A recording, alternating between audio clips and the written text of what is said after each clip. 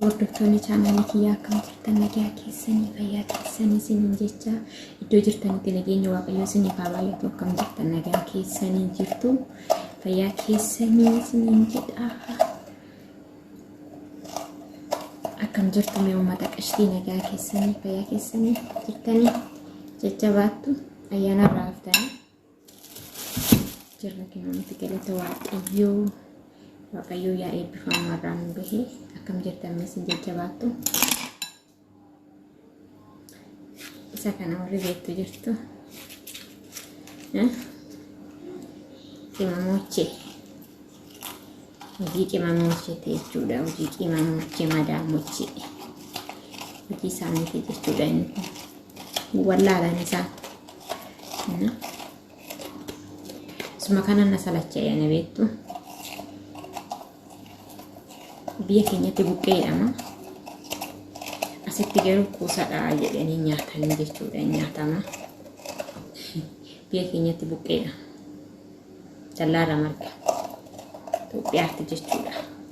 Naannoo gara ho'aa badda daree ho'aa jechuudha.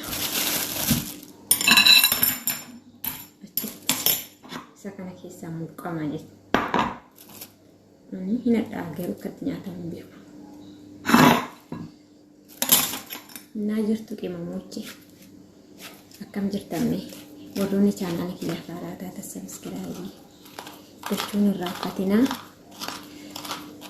sagaleen kee gadi qabeen jira. Na dhagahan jedheen callisee itti dhaga'amu baattii kana. Wantoonni ilaalamaan jiru garuu zimaneetuma akkuma qorrinee fi malee uffata baay'ee dhuga. Uummata keenya kana uummata mataadha hamaa.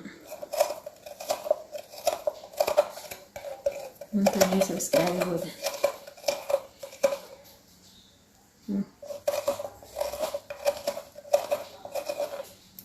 Wanta sirraa qaba.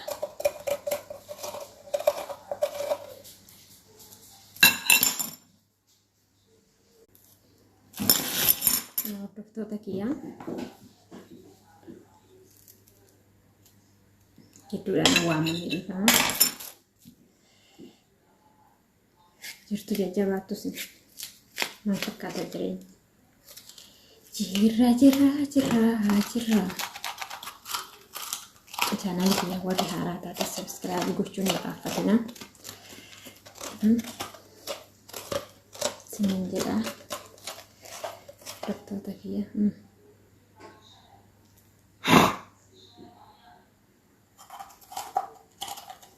Baay'ee ulfaata.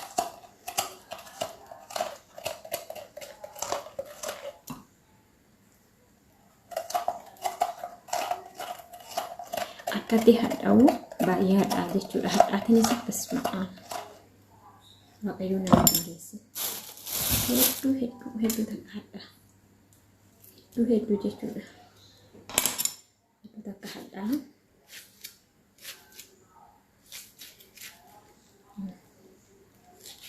Hadhaatiin isaa hedduudha jechuudha.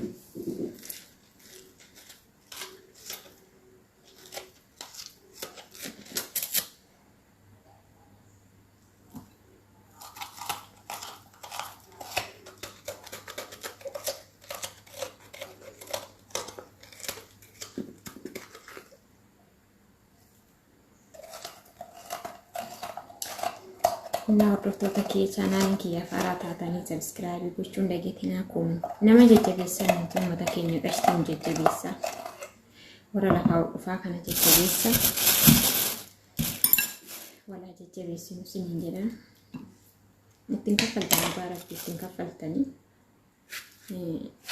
bitti buutanii bira dabartanii waan nama kaffalchiisu natti fakkaatu.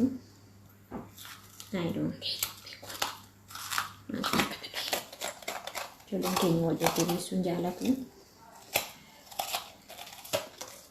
Kanumarraa qabe jechuudha. Baay'ee walitti qoosaa. Osoo isin nama jajjabeessitanii haamlee namatti hortanii nuti hojjenna jechuudha. Viidiyoo babbareedaa. Yaanis nu viidiyoo mannuu kana ilaalan jirtanii. Biyaansi. Di dalam soddoma biraan darbu Oromoon gara jabaata. Gara jabummaan Oromoo baay'ee ulfaata. I don't care.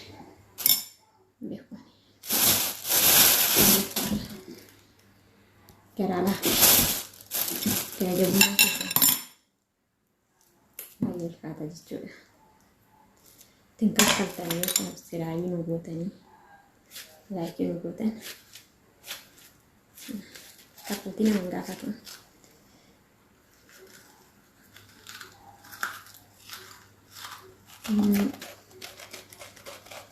Isa kana warri hojjetan gaafa biyya galtan lafatti hin geetina. Dhugaa isiniin jedha warri biyya keessatti yoo margu jiraate buqqee jechuudha. Yoo jiraate hin geetina itti fayyadama. Biyya keenyatti kun waa hedduutu gatama beektu. Waa hedduu dhugaa rabbii waa hedduutu gatama. Waa baay'ee asitti biyya keenyatti harreenii fi faradoonni nyaatu asitti keeru nyaatama. Dhugaa rabbii Itoophiyaan ikkoo waliigaluu dadhabde malee ikkoo nyaanni ishee akka hedduu qabdi nyaata hedduu qabdi. Garuu waliigaltee hin qaban. Maal godharre kana rakkoo waliin galan. Waliigaltee hin qaban qaba. Yoo waliigaltee qabaatan itti fayyadamanii waliigalteen hin jiru. Waliin tasmaamanii. Dacheen ishii dachee magariituudha. Dachee waan hunda magarsiitu kan biyyi ormaadhaa dhufanii dachee keenyatti fayyadamanii namni ishii keeruu irraa baqata.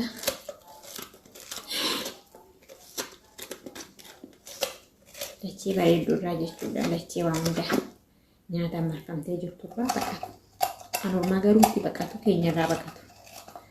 Ajaa'iba! Ajaa'iba! Nama dinqisiisa. Ganda jaallataniis. Agartuu?